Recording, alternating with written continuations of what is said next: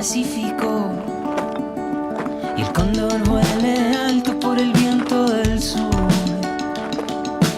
Voy a construir un amuleto y llevártelo para protegerte donde vayas tú.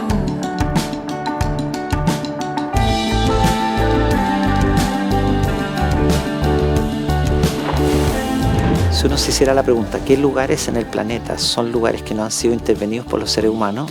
Queda muy poco. Y eso lo hace valioso a escala mundial.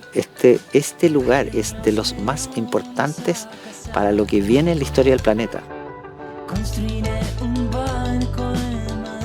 Llegar a Pucón siempre era como un choque porque uno pasaba todo el año en Santiago y después llegar a este lugar que es virgen, con mucho espacio para poder moverse, jugar, con un paisaje de ríos, bosque, montaña.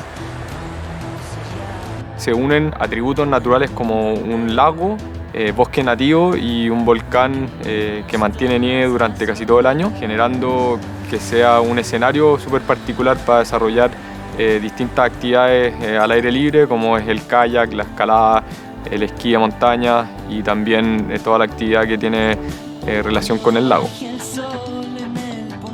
Pero a través del turismo y a través del extranjero que venía para acá y que ha impactado con nuestros atributos naturales, se empezó a desarrollar mucho como el área outdoor. Y ahora, bueno, hay muchos chilenos que practican outdoor en todo el país, pero yo creo que Pucón se podría decir que es la capital del outdoor en Chile.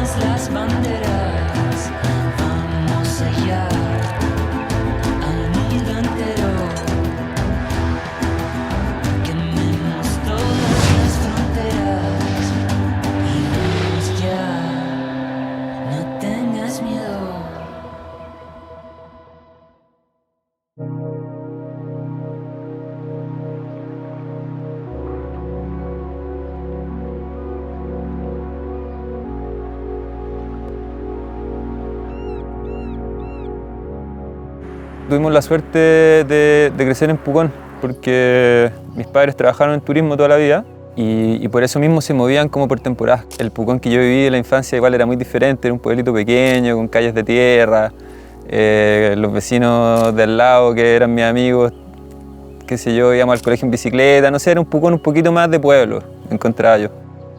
Pucón ha tenido un desarrollo principalmente porque es muy atractivo turísticamente, escénicamente, naturalmente. Y hay que cuidar justamente eso para no chacrear todo el tema del turismo y la naturaleza que hay acá. O sea, uno llega y mira para cualquier lado y decís, chuta, qué precioso. Pucón se ha desarrollado un montón y ha cambiado. Mantiene un poquito la esencia que tenía, que es el tema como outdoor o el tema de la naturaleza en el fondo que está tan integrada en el pueblo, pero sí ha tenido una explosión expansiva de desarrollo que es bien chocante verlo, porque igual viví todo ese desarrollo en el fondo desde el comienzo. Porque Pucón está creciendo a un altísimo ritmo, es de las ciudades de Chile que más crece. Y la llegada de cientos de personas ahora a vivir a Pucón, entonces muchas personas que tenían acá una segunda vivienda hoy día se están viniendo a vivir. Hay una parte muy como radical del desarrollo, sobre todo en un entorno natural tan lindo como este, que es como el arrasar. Destruyendo la naturaleza de la orilla para construir playas que terminan siendo el patio de los edificios allí instalados. Todo esto se destruyó, aquí se eliminaron los coipos, teníamos coipos durante todo el invierno, las aves ya no anidan en este lugar. Los puconinos vemos un problema, es que hay mucho trabajo, movimiento inmobiliario, venta de terreno, hasta edificios de grande envergadura, a los costados de los lagos sobre todo, que sí generan un impacto en el paisaje, en la forma de vida, ¿cierto? Y también indudablemente en el ámbito ecológico. Cuando el borde lacustre, aquello que le da valor a la ciudad completa, que hace atractivo para el turismo y para las personas llegar a la ciudad, termina completamente cercado y rodeado por edificación en altura, de alguna manera privatizando el derecho a las vistas, privatizando el acceso a lo que es un atributo de toda la ciudad, finalmente lo que uno termina es destruyendo el valor por completo de la ciudad. Esto ya ha pasado en muchos bordes costeros también. Hay casos emblemáticos, por ejemplo en Concón o en otras comunas, donde la excesiva densificación y privatización del borde terminó siendo un negocio muy rentable para aquellos que pueden pagar por eso, pero terminó destruyendo el atributo que es de beneficio general y que hace que ese lugar siga siendo atractivo.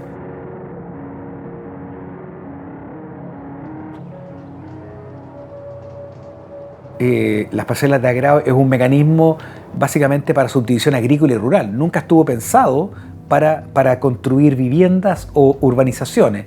Hay una cantidad de hectáreas que es 8 veces el tamaño de la ciudad solo en parcelas de agrado. Entonces uno piensa que fuera de la ciudad de Pucón hay 8 Pucones más completamente urbanizados, que básicamente esta especie de suburbio irregular que no tiene ninguna norma de planificación, que no tiene ninguna regulación, que no tiene ninguna obligación de compensación ecológica o de mitigación, finalmente lo que termina es destruyendo el paisaje, termina eliminando los bosques, termina finalmente eliminando también la condición propiamente cultural del lugar, incluso termina afectando a la propia ciudad. Entonces, como si tenemos a esa gente, no sé, pues puesto en el municipio o haciendo los proyectos de inmobiliario aquí en Chile y en Pucón especialmente, va a terminar arrasando con un lugar que es súper lindo, que tiene una hueá como virgen todavía, que se está perdiendo. Nosotros lo estamos echando a perder. Lo que nosotros hacemos es, lo aplanamos, lo partimos un cuadrado, le hacemos camino, le metemos mangueras, le metemos todo, le metemos antenas de todo y lo destruyes. Destruyes el ecosistema vivo ahí, dejas de escuchar pájaros.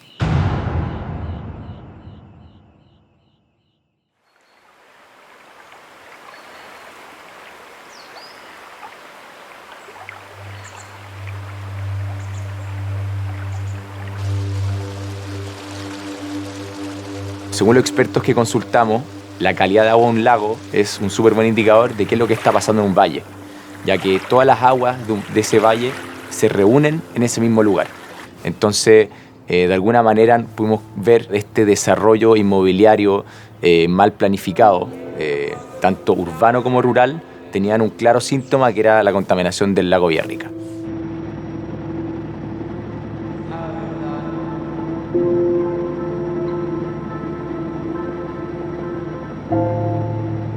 Primero cortamos los árboles, después los transformamos en pradera, tenemos vacas, fertilizamos las praderas. Cuando llueve, todos esos productos químicos van al lago. Y también la salmonicultura va al lago. Y las casas, si no tienen buenos sistemas de drenaje, van al lago. Se contaminan las aguas del lago. Cuando se supera cierto rango de concentración, va ocasionando procesos que se llama de eutroficación o fertilización excesiva del cuerpo de agua. ¿Qué ocurre con esto? Es que se dan las condiciones para que microorganismos del agua, como estas pequeñas microalgas, ¿cierto?, puedan crecer. Y eso genera condiciones adversas para las especies, para los peces, por ejemplo. La relación del crecimiento de Pucón y Villarrica efectivamente va generando una mayor densidad poblacional, va generando mayores construcciones que a la larga van sumando estos sistemas precarios de tratamiento al sistema. Entonces, es ahí la directa relación entre crecimiento poblacional, ¿cierto?, la densificación y la contaminación del lago propiamente tal. Los bosques actúan como filtros para todas las aguas que se mueven en un valle. Entonces, de ahí viene la importancia de conservar estos bosques para cuidar la calidad del agua del lago. En que si tenemos mayor cobertura de bosque nativo, obviamente vamos a proteger más, vamos a retener en vez de aportar más nutrientes. Todo el mundo llega a vivir o llega por turismo pensando en el valor de ese territorio, pero finalmente la suma de eso destruye justamente el valor que los atrae. Roma vive del turismo, París vive del turismo. Nosotros podríamos vivir de lo mismo, salvo que agarramos un cuadro y lo quemamos. O sea, nosotros estamos consumiendo un patrimonio que le podría dar una vida económica abundante a 1000 generaciones. Estamos cometiendo ese error.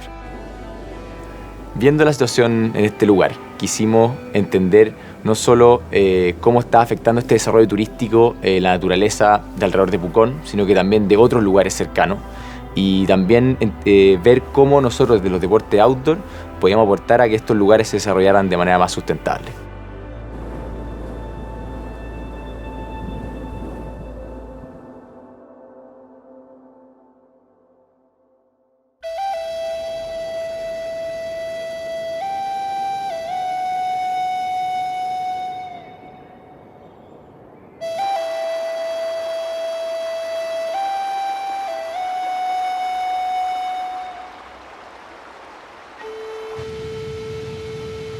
Huilo Huilo es un área protegida de 100.000 hectáreas de bosque nativo que están bajo protección privada, que se crea alrededor de 20 años atrás. Y lo que buscó en su minuto era poder proteger ese bosque y ese ecosistema increíble, pero hacerlo junto a las comunidades que estaban viviendo una situación financiera compleja con el decaimiento de la actividad forestal. Entonces se crea este territorio que es la Reserva Huilo Huilo, que tiene esta misión de conservar junto a las comunidades, basado en el desarrollo del turismo sustentable. En el Tume, Puerto Fuy se fundaron como pueblos forestales, en el fondo como asentamientos forestales, y desde los años 50 más o menos se empiezan a explotar todos estos bosques, y la ciudad de Valdivia, por ejemplo, se construye con gran parte de esta madera, de estos bosques.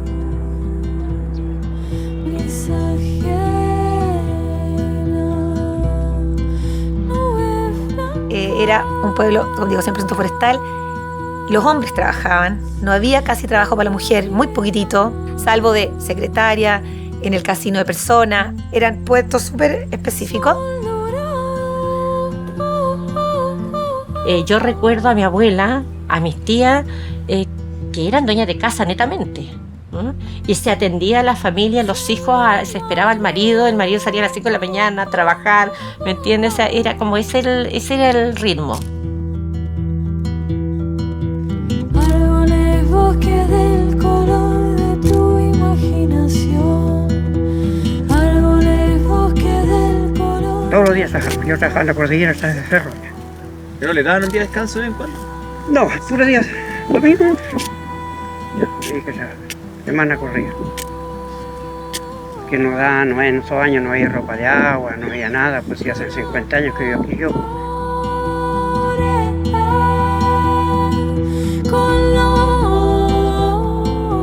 Particularmente mi familia materna, por el lado de mi abuelo, eran todos como bien forestales. Entonces ocurrió que cuando yo era súper chico comencé a trabajar como guía, como guardaparques, las primeras cosas, todos eran como muy escépticos porque esto del turismo era algo como súper nuevo.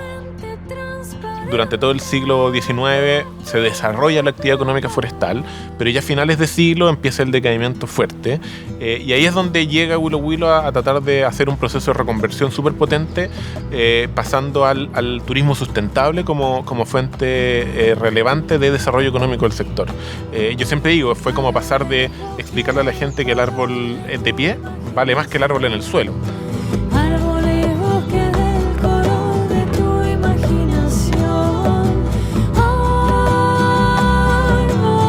Antiguamente tú echabas un trozo de madera al fuego que era un raulí y no te importaba. Hoy en día ya entiendes que eso es un trozo quizás más valioso y que quizás puede significar en una tablita de madera que le podéis vender después a los mismos como turistas eventualmente.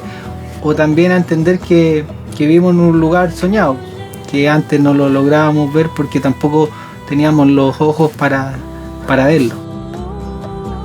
Descubrimos por medio de estudios que se habían hecho en los pueblos de Neltume y Puerto Fuy que alrededor de un 90% de los habitantes de la zona creían que tanto su ingreso familiar como su calidad de vida estaban igual o mejor ahora que antes de la llegada del turismo sustentable. Básicamente, ¿por qué? Porque empieza a trabajar el hombre y la mujer en los hogares. Ya se te duplica el ingreso familiar.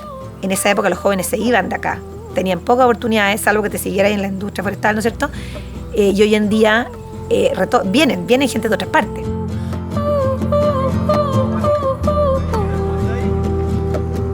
De las cosas más importantes que queda por hacer es seguir trabajando en difusión ambiental, con los colegios, con los niños, porque la acción de conservar tiene que ir muy de la mano con poner en valor el patrimonio natural y cultural. Y nosotros creemos que el turismo sostenible, de mano de la conservación, los deportes outdoor y todo ese tipo de prácticas, si están bien articuladas y bien coordinadas, pueden desarrollar los lugares de muy buena forma.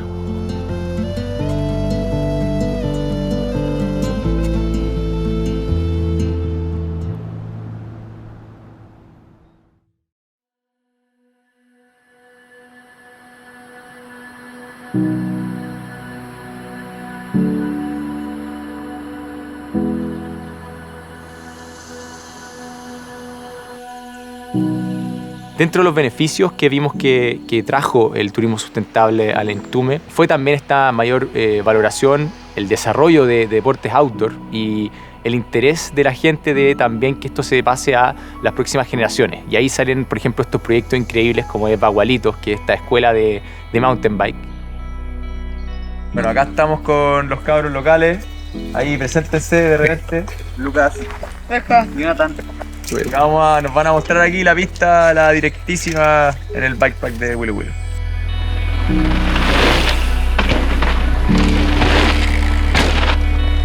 El bagualito viene de bagual, que básicamente son animales salvajes que andan en el bosque y como que son libres por naturaleza. La escuelita es una escuela gratuita que partió el 2016 como a pala y picota y después fue tomando forma. Los chicos de acá, ellos nacen, nadando en el río, escalando las montañas y entienden del entorno y por ende hay que, creo yo, permear desde chicos y más que generar la conciencia los niños la tienen. Es preservar esa conciencia que muchas veces se rompe ese ciclo cuando ellos se ven obligados a tener que bajar a las ciudades a buscar trabajo y pierden un poco esa conexión con la naturaleza, pierden la conexión con el entorno.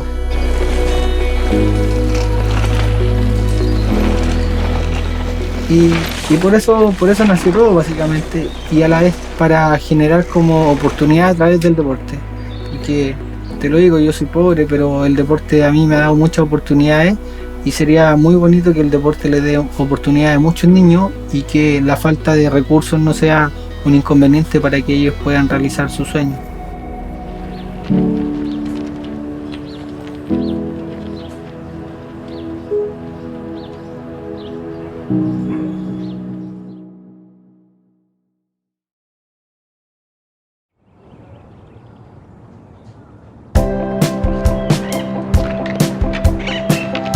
Ese hecho de poder disfrutar la naturaleza te va a generar la responsabilidad también de querer cuidarla porque es el lugar donde tú te estás desarrollando. Viendo cómo estas soluciones que se planteaban en el territorio y con las comunidades, con las familias, surge obviamente la iniciativa y un poco la pregunta de cómo integrar el esquí y utilizar este glaciar que existe dentro de la zona en beneficio de estas comunidades y como una herramienta de acción para obviamente poder transmitir el mensaje que estábamos trabajando. ¿Alguien alguna vez ha esquiado? La Fundación Chile Esquía es básicamente acercar el deporte de montaña de invierno en torno a la nieve a niños y comunidades en general que viven en la montaña. Y trajimos equipo de esquí junto a profesores profesionales quienes les enseñaron cómo esquiar a estos niños, cómo acercarse a la montaña. Bueno, el esquí es un deporte que consiste en deslizarse, ¿cierto?, sobre la nieve, sobre esta superficie, que me va a permitir desplazarme, ir de un punto a otro, ¿ya? La nieve se ve como un problema, pero al final nosotros estamos dando la oportunidad de que la nieve sea parte de ello, que sea una herramienta de protección, que el deporte de esquí llegue a más niños y también puedan disfrutar de la montaña, aprender de la montaña y eso te va a llevar a protegerla. ¿Cómo estás ahí? ¿Bien? Ya, bacán. ¿Tú te quedas con eso? ¿Con esta? Sí. Ya. Esta también es muy grande. Ya, pues, pero y tráete la... Todo esto estamos organizando que cada niño tenga su esquí y sus botas. La idea es que ya tengan todo asignado y ahora se suban al bus y vamos a subir al volcán para hacer el taller de esquí.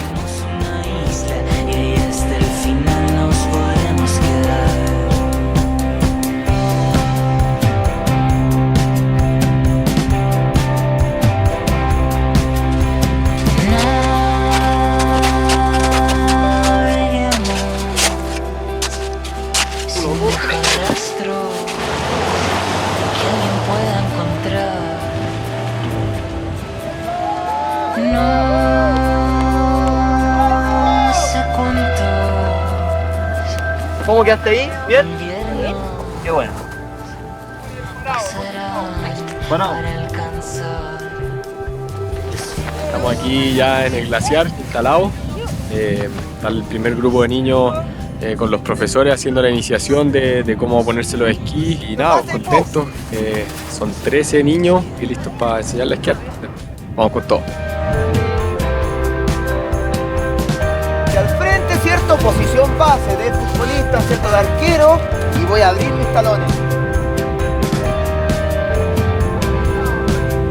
Los cielos, su flora y su fauna que no pudiste olvidar. Conquistaremos una isla y ahí hasta el final nos podemos quedar. Y ahí hasta el final nos podemos quedar. Y ahí hasta el final nos podemos quedar. Y ahí hasta el final nos vamos a quedar. Y ahí hasta el final nos vamos a quedar.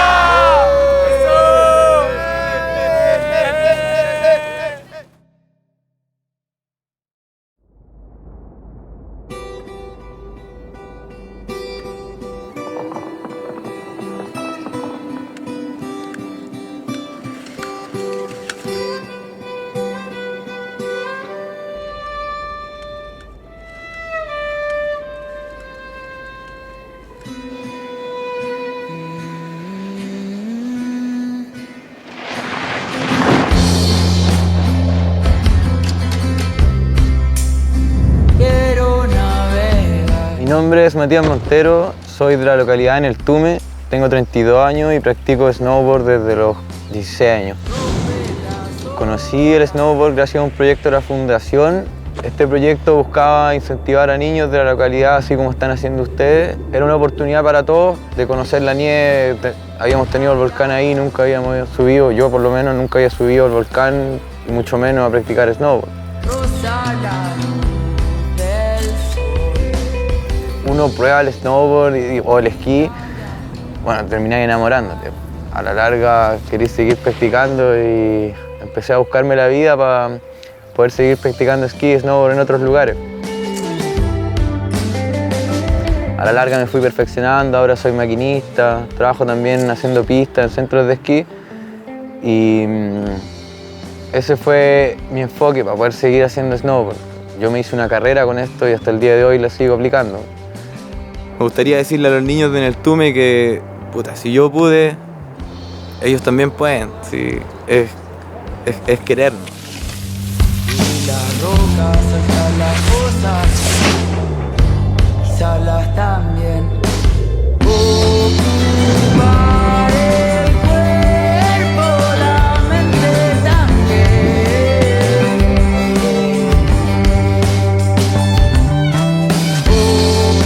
Ocupar el viento y recorrer. Tú y yo podríamos navegar, tener en los bolsillos solo la arena del mar, recorrer las costas. Tú y yo podríamos despegar, dejar mis pensamientos al espejo, recorrer las olas. Porque un millón de tierras y un millón de historias.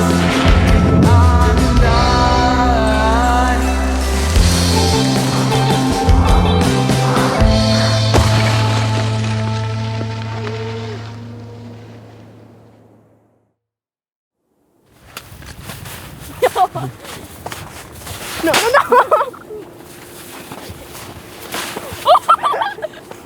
Ay, yo qué te hice. Nada.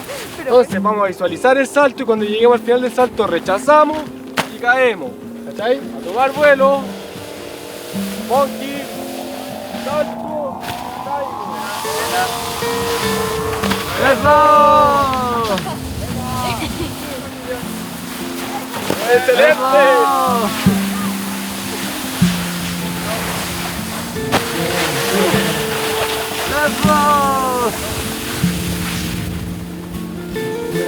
¡Eso!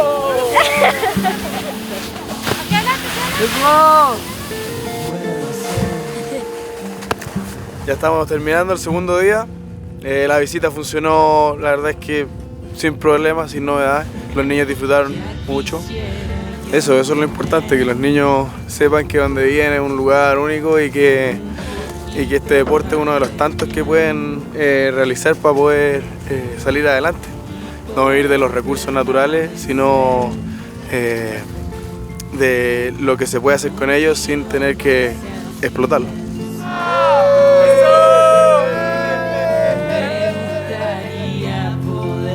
La verdad es que nos impresionó todo lo que progresaron en 2 días nomás de esquí, en realidad no es nada, y avanzaron mucho, se nota que tienen habilidades y ojalá puedan seguir progresando y es pura práctica. Como ya les dije hartas veces, tiene un lugar precioso, tienen la nieve al lado, cuídenlo porque ustedes son los que el día de mañana van a quererla tanto que la van a poder proteger de la mejor manera. Quiero felicitar personalmente a esta alumna porque se esforzó mucho y hoy día terminó esquiando muy bien. Así que un fuerte aplauso para la Emilia. Felicitaciones. Un gran reconocimiento que se levantó una y otra vez, se paró, siguió adelante y no subió por vencido. Me toca. El próximo certificado del curso de esquí es para Rafael Valenzuela. Te felicito. Yo quiero dar las gracias a la Fundación Chile Esquía por venirlo a enseñar. Me emocioné al escuchar a mi hijo y esperándolos el otro año, si Dios así lo quiere, para poder seguir más adelante y que sus aprendizajes pasen a los chicos. Y eso, muchas gracias nuevamente.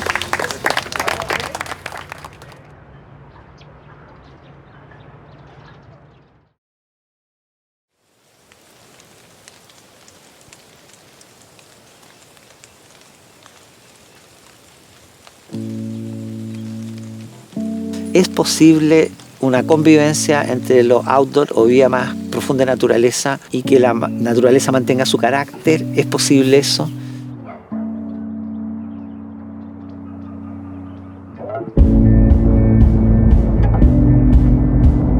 Hay una serie de soluciones técnicas para todos esos problemas ambientales que hemos visto. Desde regulaciones para los loteos, desde el plan de descontaminación ambiental para el lago, desde controlar los desechos que llegan al agua. Pero de alguna manera, para implementar esas soluciones técnicas que ya existen, se requiere voluntad de la población para que esos problemas ambientales sean remediados. El turismo tiene que ofrecer, como lo hemos dicho, conectarse con ese patrimonio local. Y ese patrimonio local tienes que vivirlo de alguna manera. Y esa manera de vivirlo, para muchos, es a través del deporte. Y ese deporte puede ser tu medio de conocimiento de naturaleza, de conservación, de aprendizaje. Y eso es lo bonito del turismo, porque transforma sociedades, ¿cachai? No es solamente una fuente de ingresos, es una forma de transformar una sociedad de una forma muy positiva, ¿cachai? Muy positiva. La educación es clave, pero no una educación que va a tu cerebro, sino que una experiencia directa de algo. Si tú de niño tuviste una experiencia de naturaleza que has grabado, después la aventura que estás haciendo, o sea, eso es una cuestión sagrada. El hecho de tener una experiencia con el lugar te genera sentimiento y te genera un enlace con el medio, y obviamente eso genera que existe un rol afectivo entre lo que estás haciendo y el lugar donde lo estás haciendo. De a poco se va abriendo una rama de personas mapuches y no mapuches que apuntan por un turismo, pero un turismo más sustentable. Es importante poder empoderar a los niños, a los jóvenes, y que sigan esa misma línea de respeto y cuidado por la cultura, el medio ambiente y la conservación y regeneración del planeta. Y esperamos que muchos de esos niños hoy día sean guías o futuros guías que tengan todo eso en su cabeza, digamos, y en su corazón, que es lo más importante. Entonces, el deporte es un medio clave para potenciar el término de la sustentabilidad. Entonces, eso es lo que de alguna manera yo veo que es el verdadero aporte que pueden hacer los deportes outdoor, que generen esa conexión y que cuando tú veas que tu lugar está amenazado, tú pases ese pensamiento a una acción, a una defensa de ese lugar. Porque el deportista outdoor llega a lugares donde los otros deportistas no llegan.